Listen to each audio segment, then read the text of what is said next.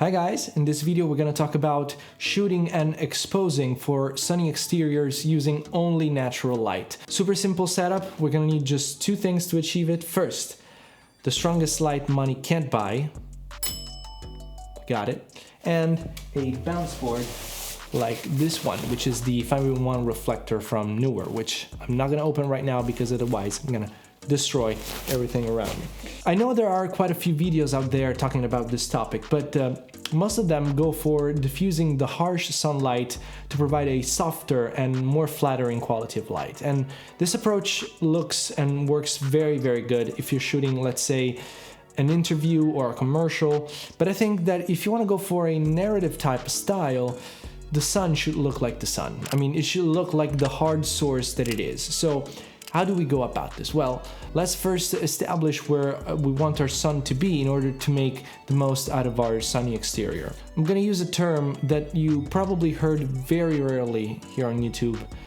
We're going to use backlighting. We have our subject, and the sun was pretty high in my case, but not too high that it was too toppy, you know? Basically, it was in the perfect backlighting position. So it's crucial that you schedule your sunny exteriors at the right time of the day. I kept the sun out of frame because if it were to be in frame, it would have been completely blown out. How do we go about setting up our exposure? If we expose for the face of the subject, we lose all the details in the sky, and also the sunlight backlighting here is way too hot. Nothing was actually blown out, but it was quite a few stops overexposed. And conversely, if we expose for the sunlight and the sky, there's not enough level on her face. But let's be very specific about what I did for setting up my exposure. So I like to use a light meter because in my opinion is the fastest and easiest way to work with lighting ratios. And also if you need to pre-light something without having the subject there, you can just go around taking readings and you can do it by yourself. So very, very handy. So to go back to the sunny exterior, I knew that I wanted the sun backlighting her to be 1 to 2 stops overexposed. So I took reading on the sun and it was coming in at f64. I had my camera set at f22. So it meant that if I were to keep everything as it was, the sunlight would have been overexposed by 3 stops. So I used a 2 stops ND filter to bring it down so that it was only 1 stop overexposed, exactly how I planned. But taking a reading on her face, it was coming in at around f16, minus the 2 stops of ND, it was way too dark. Well, what we gotta do here is to balance the ratio between the sunlight and the light on her face. And to do so, we're gonna add some light by using the bounce board.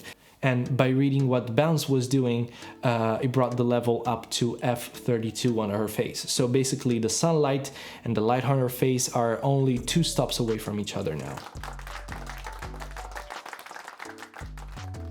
I know you can see the bounce board reflected in the sunglasses, but I tried without, and my girlfriend has very, very sensitive eyes and she couldn't keep them open, and apparently I'm not paying her enough to just suffer through it. We got the reflection in the glasses. Also keep in mind that this is a very simple setup that I could pull off by myself, and you can pull off by yourself. I was basically holding the reflector while the camera was recording, and obviously it's not the absolute best way to do it.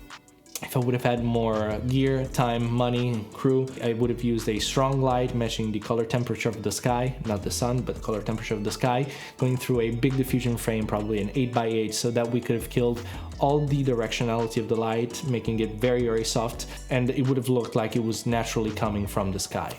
But I didn't have the crew, the money, the time, so I went for a simple bounce board and backlighting technique, and for how quick and cheap this setup is, I think it turned out to be pretty good. Also, if you're wondering how I color graded my footage because it looks very filmic, well, I used FilmMatch, which is a power grade that I developed for over a year to be able to profile a true film stock, which was the Kodak 50D, in a very accurate way in order to match the contrast, color, and density of a true motion picture film. So just as a comparison, this is the Rec 709 version, and this is with FilmMatch applied. No grading underneath, just the power grade directly applied. If you're interested, you can check it out at film-match.com, and I also have a video on my channel where I explain in depth the functionalities and the characteristics of the PowerGrade. I mean, it just looks amazing. I use it all the time, so check it out if you want. If you like this video, you know what to do, because I mean, everyone says it. Please like, share, and subscribe, and until next time, bye.